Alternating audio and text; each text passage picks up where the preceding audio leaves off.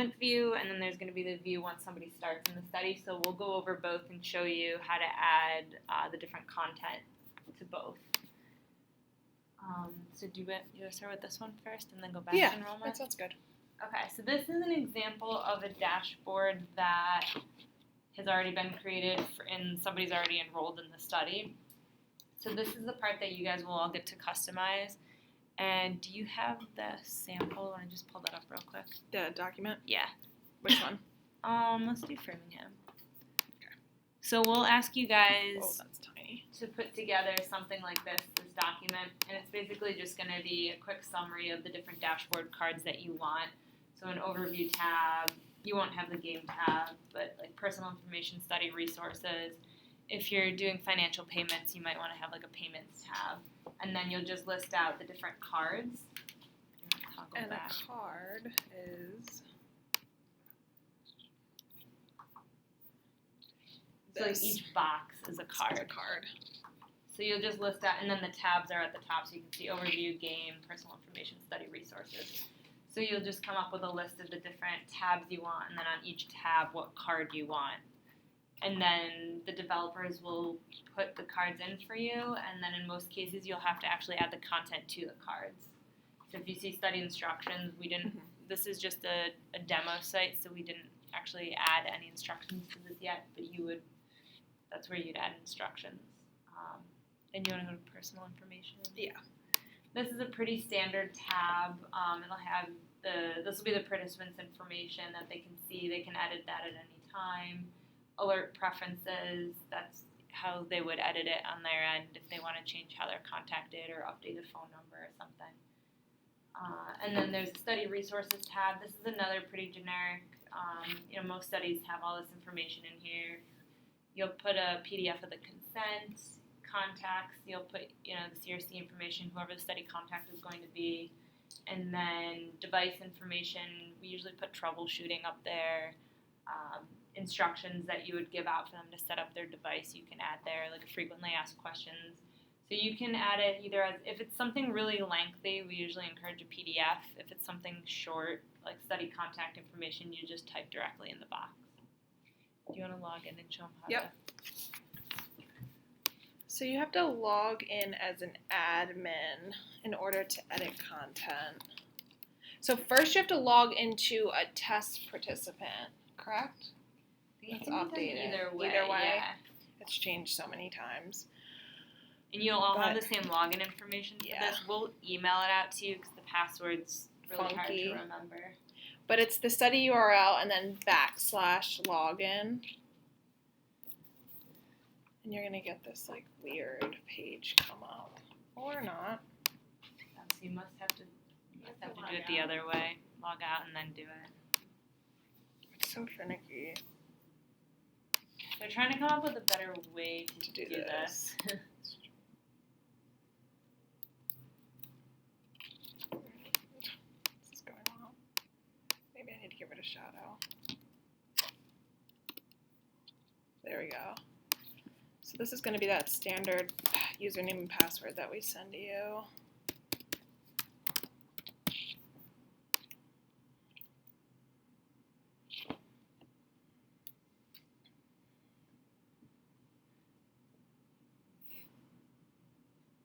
Great. So, go ahead.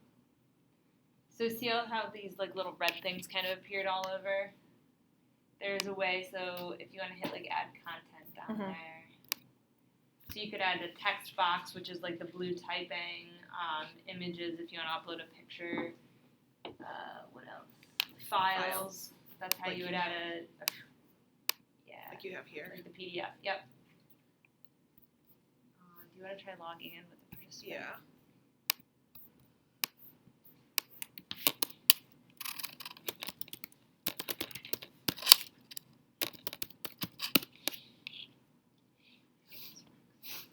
So is that a test user? Yeah. Okay. This is our like testing site. Yeah, so you'll log in as that generic admin and then log in with a test person. And we'll show you with enrollment. You have to set up each step separately, so you'll have to create a test participant, and as you're enrolling as a test participant, you'll edit each step. So yeah, once you log in now, you can see this carried over where you can edit inside the person. So some of this is like hard coded. These are the cards like you would like my walking target. That's something that the developers would add, and that's what you would put on that sheet that we were showing you before. But then you could add content here for study instructions. So like Tori said, you could either upload a file or you could do it text, depending on how lengthy it is.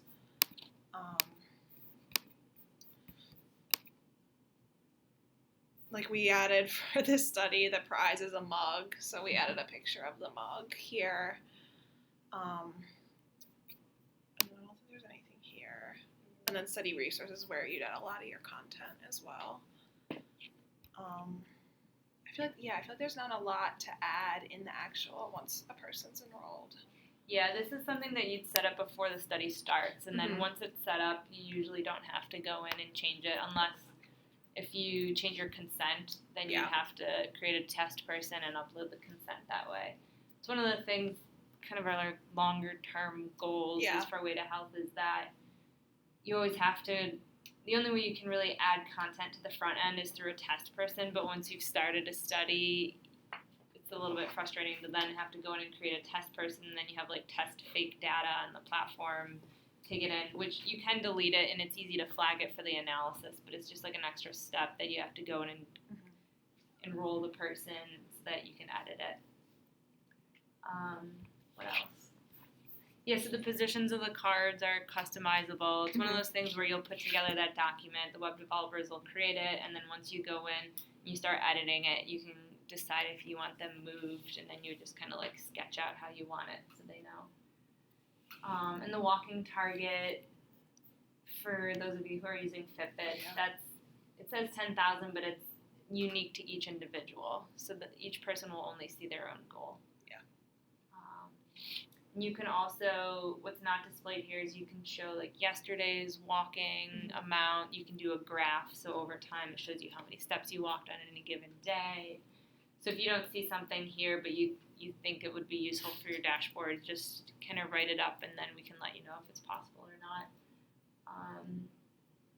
I think payments, usual payment cards we do are, it can show you the current amount that you've accumulated and then also the amount that has been sent out by checks.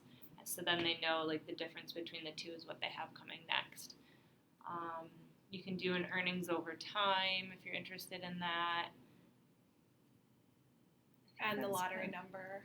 And the lottery number if you're doing the lottery. Yep. And you can show the participant's lottery number and then also the most recently drawn. Yeah. And then that My Notifications box down there. So anytime you send a message to a participant, whether or not you're doing it manual or it's just a system generated something that you set up for feedback, it'll show in this My Notifications. This is staging, right? Or shadow. Yeah, so this is a test, so it only has data through March, but it would be current up to when the study would end for them. So every day, new notifications would appear there. So whatever they're being texted or emailed, it's going to display here. And if they have a survey, there will be like another card. That's while it's open, like over here. Yep. So if you have a 6-month survey, it's not going to always be there. It's only going to appear when you schedule it, and then once they complete it, it'll disappear. So they won't keep retaking it. Yeah, that's good for. Yeah. Okay. And then so the enrollment one's like a little bit more annoying. So you again have to log in as a test participant and the admin, but here you have to go through the actual enrollment process to go through and edit the content. So if you look at the titles over here, this is the names that you named them on the back end, so it will correlate with what you have in the enrollment here. So profile, baseline screening, all of that the names should line up here. And while we're here, I don't think we've gone over, so if it says view, that means it's currently open. If it says locked, that won't open until the previous step is completed. You can set prerequisites and those will remain locked. If something's complete, see the check mark, it'll have a check mark there. So usually you'll set it up so that everything remains locked until the prior step is completed and then the next step. But you can have multiple things open at once, however you want, but that's how it'll appear to the participants. So if we're Sure. helping them set up their account, Mhm. can we log in and we'll see that set up? You'll probably just want to enroll them on the back end. Yeah. You'll Yeah. want to enroll them like in this view. Oh, okay. Like you'll go into a participant's profile once you create it, and you'll go to their specific enrollment, and you'll complete the steps here. Yeah, the I guess we should say for that front end view, it's really only if people are completing it on their own, or if they have portions of their own. If they're not going to be completing it on their own, you don't need to go through and take the time to put detailed instructions in if they're never going to see it. What's with the skip on the back end? It was like Oh, that's really specific. So for Framingham, we used two devices. We used an app on the phone and then a Fitbit, and they could set up one or the other. So if they set up one, they had to skip the next step, and vice versa. gotcha. Yeah, usually there isn't a skip option available. Yeah. Yeah. What is that? Okay, so you'll click into this step.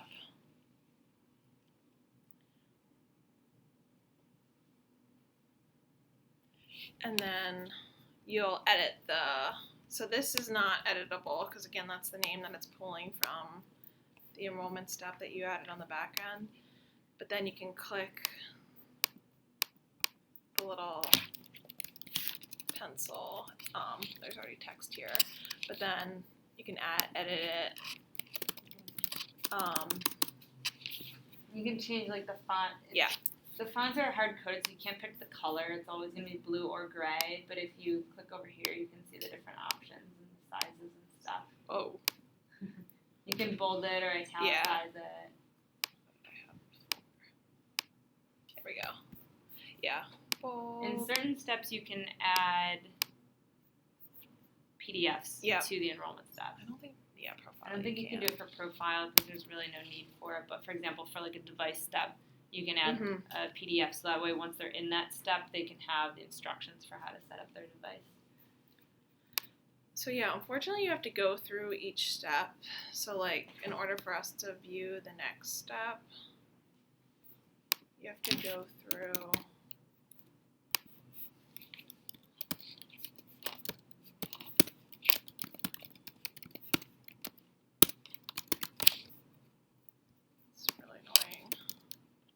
That's why, like,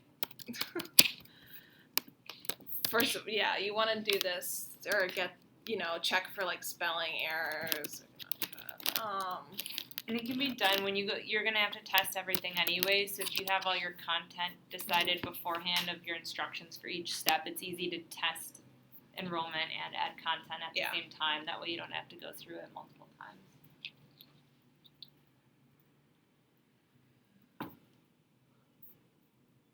And again, this can be edited. So the before, during, and after are the three different times you can enter content. The buttons are hard-coded, though.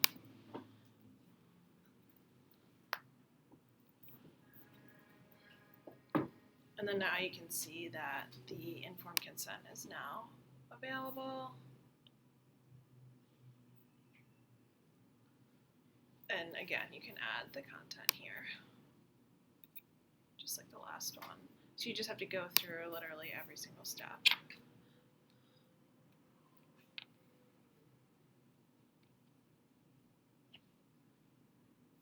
And there is some hard-coded text in the W-9 step. You'll see that when you get there. We still recommend adding text beforehand that describes what the next step will be and why you're collecting. They're social. So that way when they get to the step, they've kind of been prepped, exactly. And we always recommend putting contact information on that step. But I think most of you are doing in-person enrollment, right? Or at least like a portion will be in person. Yeah. Theirs is all back end. Yours is all okay.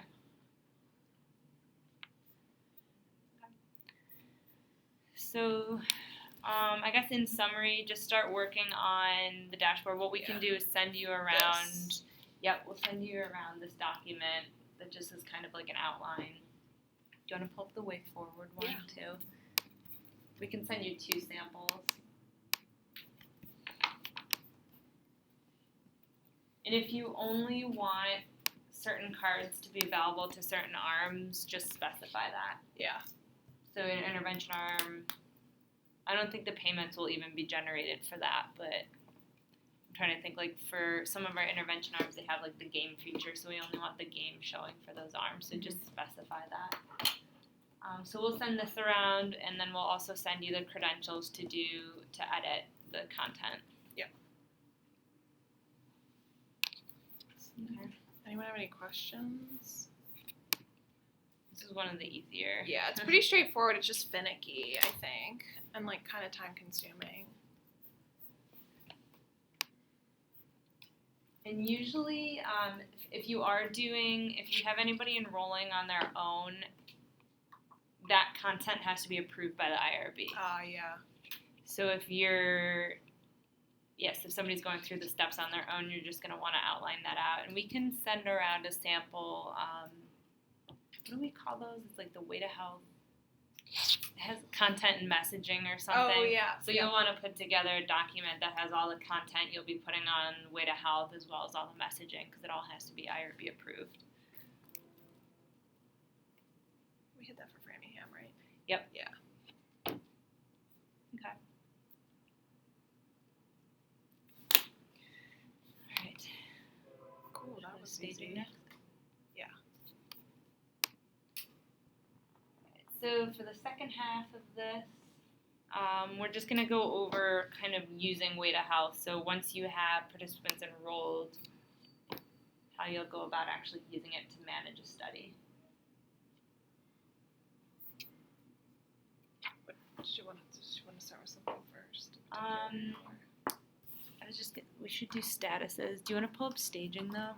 I am on staging. Oh, sorry, staging production. Yeah. Sure. We'll do manage participants first and all the different statuses. Yeah.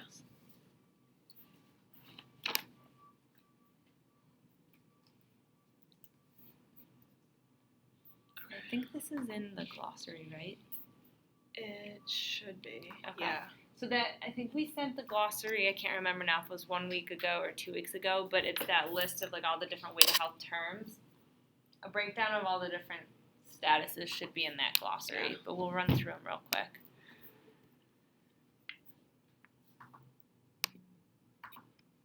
So let's see. Let me just go like this. Do I just do it from here? Yeah. You want me to run through? Sure. Okay, so status of new is if somebody has created an account but they haven't verified it. That's usually only if they're enrolling themselves.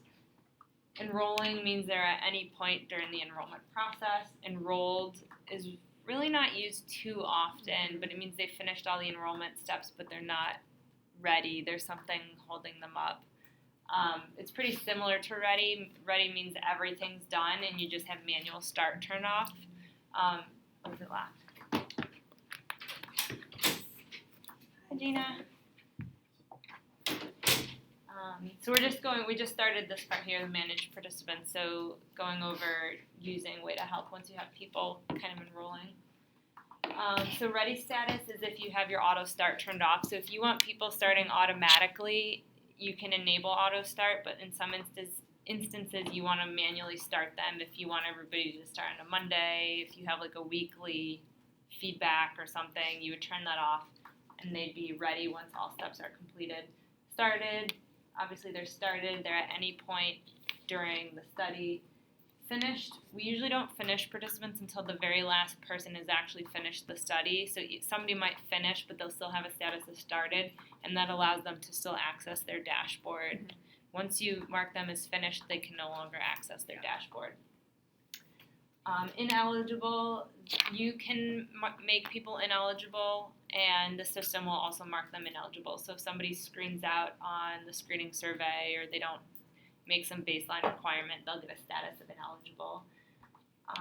Declined, you can use that if they decline the consent to separate them from ineligible. And then unenrolled, we use that in a couple different cases. Usually it means withdrawn. So if somebody's starting the study and they contact you after a few weeks and say, hey, I'm just no longer interested, you could unenroll them on the platform and it'll stop sending them messages, we'll stop collecting data on them, etc. Invalid, we don't really use that often. Usually if there's like a duplicate account, we'll mark one of them invalid. I don't even know what requested. Yeah, the rest of them we don't really. I think that's more for like admin type statuses. So what you can do is this filters button. Once you have people started in the study or you've launched recruitment, you can sort by status. So you can pull up everybody enrolling. So if you want to do follow-ups with people, you can see what enrollment step they're at and then target your recruitment efforts based on what their step is at.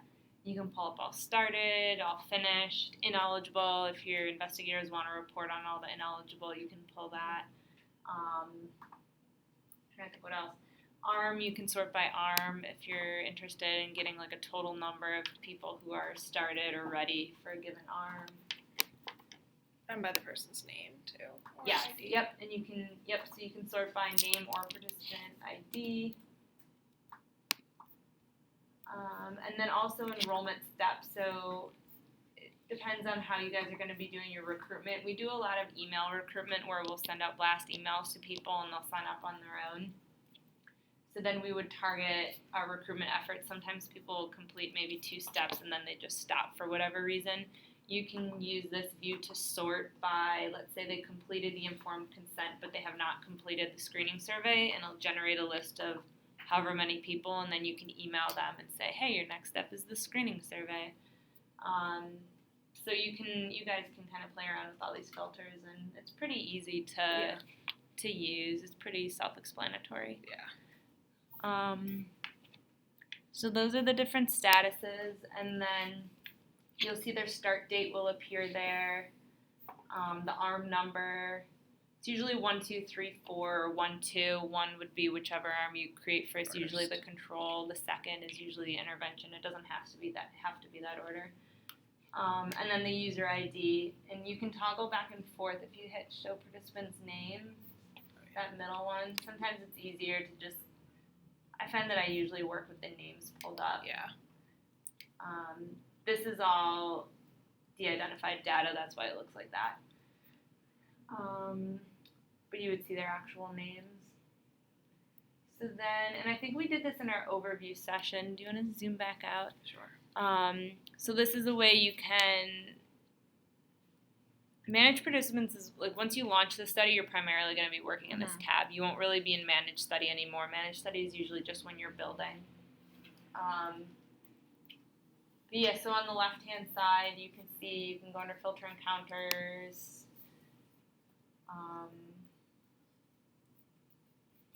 Filter buttons, so you can pull up, again, study user, the various encounters if you want to see if it was completed or not. If you want to pull up all people who have not completed the midpoint survey because you want to follow up with them, you can do that from here.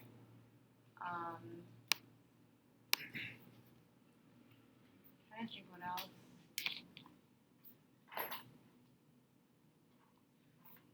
Usually if you need to reapply feedback on stuff, you do it from here. Yeah, that's a good point. So for like, for this study, they get daily individual feedback.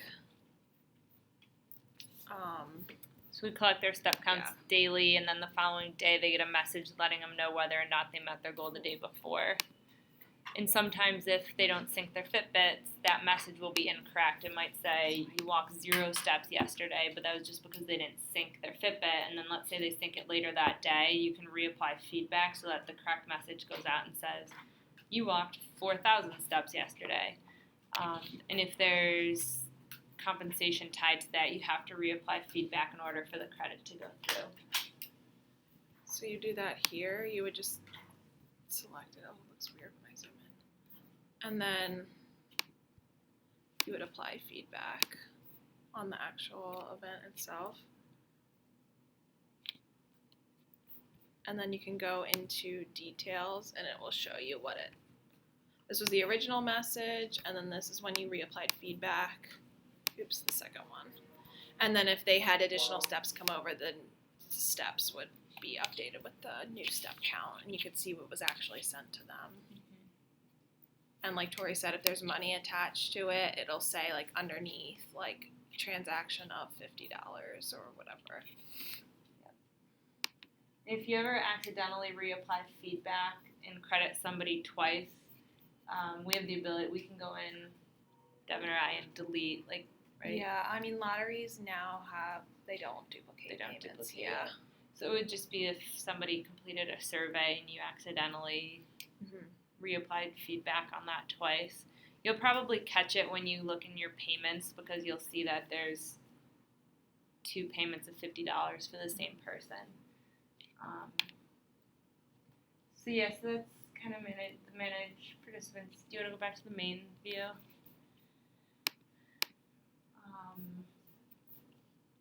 You can access profiles this way. So if somebody calls in, and has a question about their profile, you can reset passwords from here, change usernames. They can also do that on their own, but sometimes if you have an older population, they'll call and say, I forgot my password, and you can just reset it on the back end for them. All their information is found there. And this is where you'll do enrollment. If you're doing it with them, you'll like click into their enrollment tab, and you can just go through the steps. It'll say complete step instead of details, and you can walk through it. And I think, we showed this before, but the encounters, so you can look what they get every single day, and it's by week. And then you can go week by week.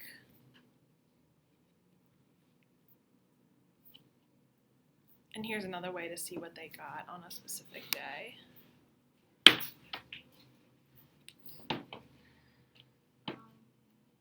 Any questions on managed participants?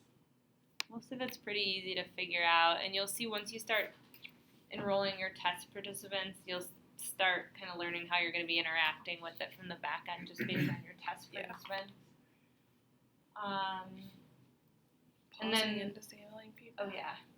So you can pause and disable feedback on a participant level or study level. Usually we only do it on the study levels if we know, like let's say Fitbit servers are down, which I don't think has ever happened, but if they did go down for some reason and we're notified, we'll want to disable feedback at a study level so people aren't getting incorrect messages saying they didn't walk. But more on an individual basis, sometimes people will travel, or we've had in some instances where people have wanted to withdraw because they haven't liked the messaging. You can just disable the feedback, and then sometimes they'll let you still collect their data that way. They just won't be getting the active intervention, so you would just make an incident of that, so when it comes time for the analysis, you've then flagged that person. But usually we pause feedback as if you'd essentially pause it, so nothing would happen, and when you unpause it, everything would automatically go out. If you disable feedback, you have to go in and manually reapply feedback like we just showed you on every single day that was missed. Usually we just pause it. The only time we really disable is if somebody goes on vacation and they're not going to be bringing their device, there's no sense in pausing it. So once you unpause it, they'll get a week's worth of messages saying you didn't walk or you didn't weigh in or you didn't do whatever. So you would disable it in that case. If they're bringing their device and they're just not sure about the connectivity, you can leave it on and pause it. It's really kind of on an individual basis what you decide to do.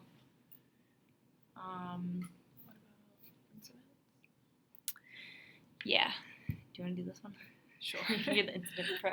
I don't know about that. So one way that we track issues with participants, or just like when you want to make a note about them, we call them incidents. So you can do this on the actual profile level, and someplace else too that I can show you afterwards. But you'll do add new incident, and it's up to you if you want to use these classifications or not. We usually don't. They're kind of meaningless. They're arbitrary. But if you want to make a note, it's more for like managing your study, like logistically. So like if, participant is on vacation for the next week. And then you can do report incident. And then what will happen, it saves. When you then see the person under the Manage Participants tab, you'll see now there's like this red 1 next to them. So that's the incident that I just put in. And if you click onto it, you can now see that it's here. And now you can click into it. And you can say like, you can comment, you can resolve it, or maybe like unpaused feedback.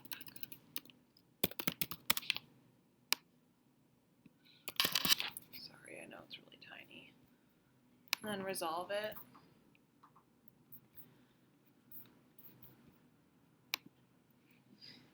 And then when you go back to Manage Participants, now the 1 is gone.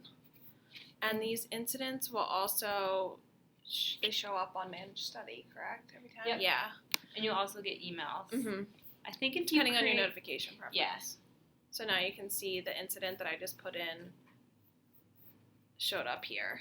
And if you click into it, it'll go back to that view that I just showed you where I said unpaused feedback and I resolved it.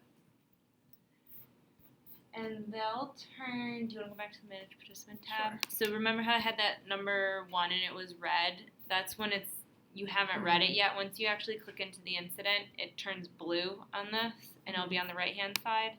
So you might not want to resolve an incident right away. You might want to like comment on it over time.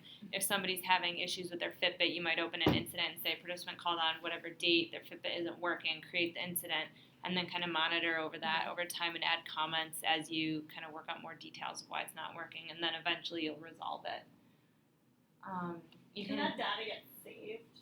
The incident, so you can like pull all the incidents. There's a reports. I think there's an incidents report. I believe. Yeah, there should be. Yeah. So yeah, you can download the incident report and it will literally show you everything. so much. Yeah. It's a great way of tracking. I mean, you can use email, and email's like fine for certain things, but the system where it shows you like red and blue and it shows you on your managed study, like, and you can click out of it once you resolve, it's a good way to just have everything on one place of all open issues with participants. Yeah. And I think there's that new functionality now that you can do the tags. Yep. We haven't done that yet, but. I'm using it for Way Forward. Oh, are you? Yeah. So you go to, under Managed Study, the incident tags. That's where you might be able to say more, but. Yeah, so the incident tag, so a use case, so we're using it for our Weight Watchers study, and for this study we have specific enrollment timelines. So once somebody is invited to participate, they only have 2 months to enroll and then they're no longer eligible. So as a way of tracking it, what we do is you can add an incident or a tag that says participant didn't complete enrollment in time. So when you open up an incident, if you mark somebody ineligible, it'll automatically prompt you for an incident, and then you can type in there, instead of typing every single time participant didn't complete enrollment within 60 days, you just add the pre-selected tag and then you can just resolve it. So then when you go to export a report of all this, everything's kind of classified together so you can easily count how many people were unenrolled because of whatever reason. You can also add a tag for, like, we have weight loss alert set up for that, so in many instances other people in the family will use a scale. So if you're getting a lot of incidents, weight loss alert incidents, you can just add a tag that says another member of the household used it. And it's a way to classify and categorize incidents. So now I added that device issues tag. So now I guess when I go to create an incident for this person, I guess, oh no. in the, do you have to do it in the profile level? Yeah, I've never created an incident that way before. Oh.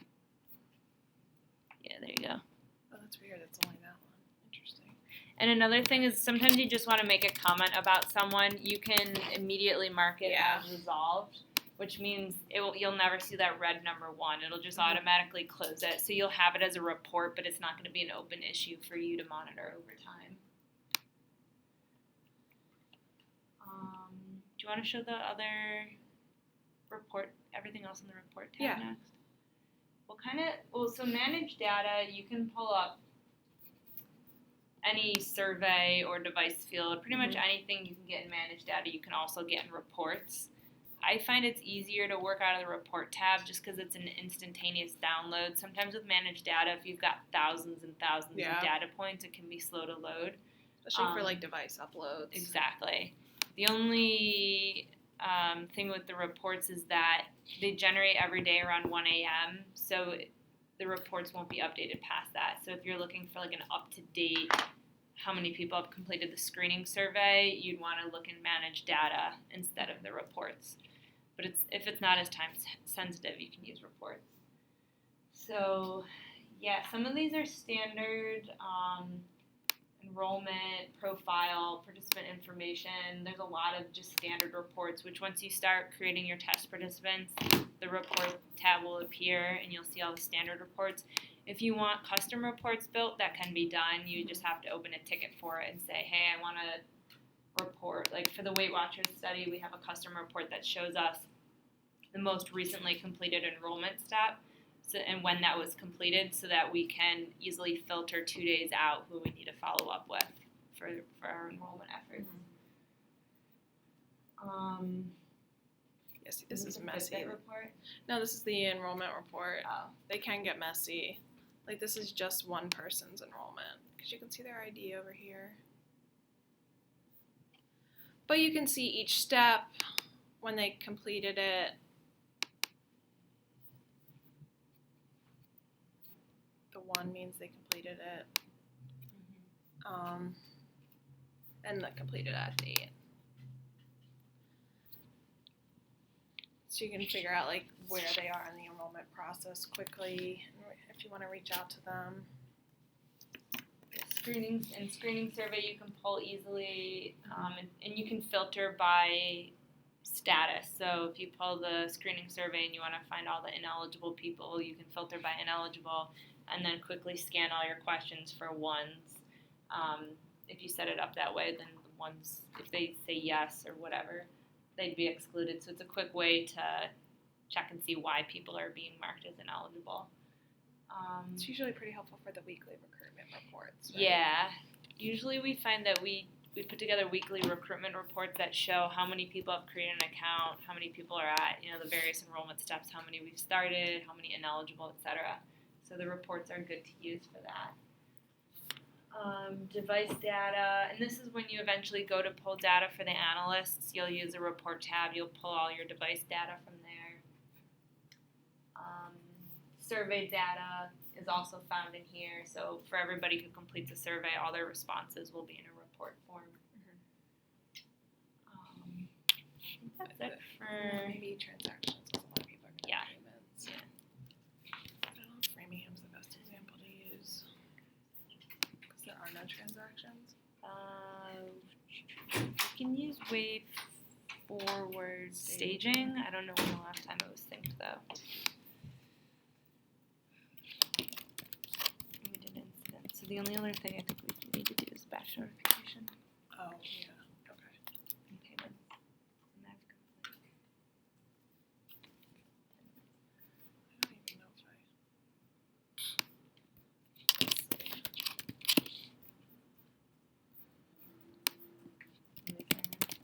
let's try one more time.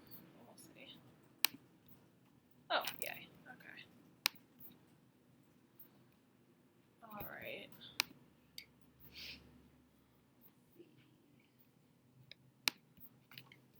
Depending on when this is. Oh, yay. Perfect.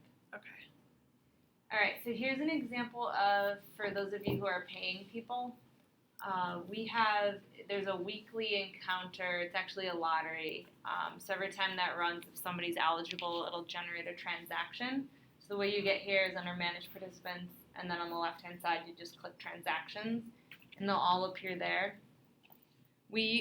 For the study, we approve payments on a monthly basis. Every time you approve payments, there's a fee from Wells Fargo, so we try not to do it on a daily basis. We try to do them in batch approvals. So you can just, if you want to click the top left, that'll select them all, and then you can go down to choose an action, and you can hit approve, and then go. It'll confirm that you want to do this. And then check marks will appear that you approved it. It takes, I think, a day for it to process. So if you were to sign in tomorrow, you would just double check to make sure there's check marks in the processed column. And then it takes about, we usually say 3 to 4 weeks for the checks to be delivered. They don't come from us, they come directly from Wells Fargo. So it does take a few weeks. And then we have, on occasion, people will call and say we never received our check. So we have the ability to stop payments. Usually we would confirm the address. Sometimes they do get lost for whatever reason. But if that ever happens, you would confirm their address, reach out to either Devin or I, and then we would go in and actually cancel the check, and then you would go in and reapprove it. But yeah, so that you can look back at any point in time and see when it was approved. So if somebody calls in and you see it was only approved a week ago, we're going to say, okay, you have to wait another 2 weeks because it does take some time. So the transaction tab is like what the event that generates the payment. So like a lottery or an enrollment payment. The payments tab is the actual check that's sent out to the participant. So it looks like they don't have any yet. But let's say they had 2 lottery winnings over that month, then it could be like 15 plus 15. So it'll be like their $30 check. This is where the check number will be.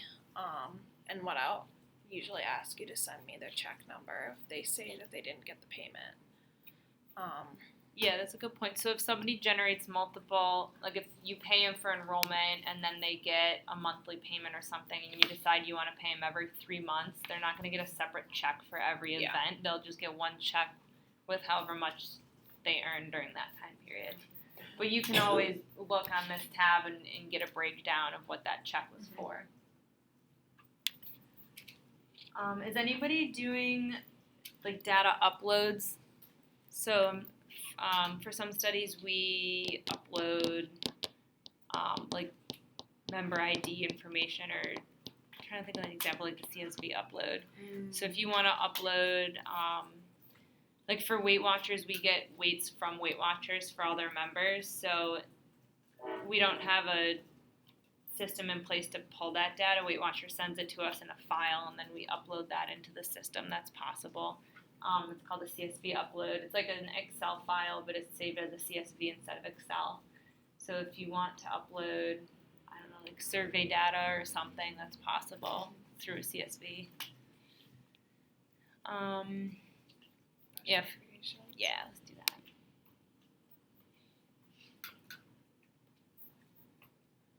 Wow, you've seen a lot already. I know why there's. there's. That's weird. I was doing so much testing with this to test the character length. Okay. Do you want to show from the manage participant view first, and then? Yeah.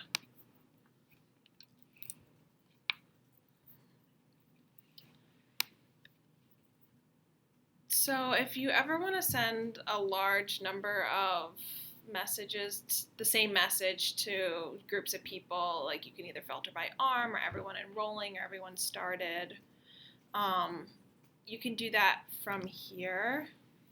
So you could first filter for who you wanted, but then you can do kind of like a select all kind of thing.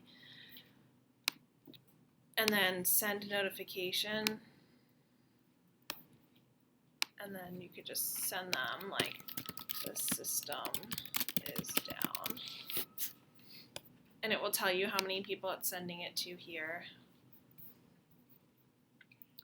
And this will go out via their notification preference. And the most it can send to is 25 at a 25 time. at a time, yeah. So you'd have to go to the second page and do Yep. the same thing. But then you can go to batch notifications. And you can see up top here that it says that message. It was sent by me, the time and the date. Went to 25 people. And I think if you hover, yeah, you can like click it and see exactly if it's long. And this is the one where, like, in any case, if you ever send participants messages and you have texting enabled, it's only 160 characters can fit in one text message. So just keep that in mind if you have really long messages. You might want to do email only, in which case batch notification probably isn't the best. Yeah, because it's going to send it to whatever they defaulted it as. So you can't just send an email batch to 25 people right now. Right.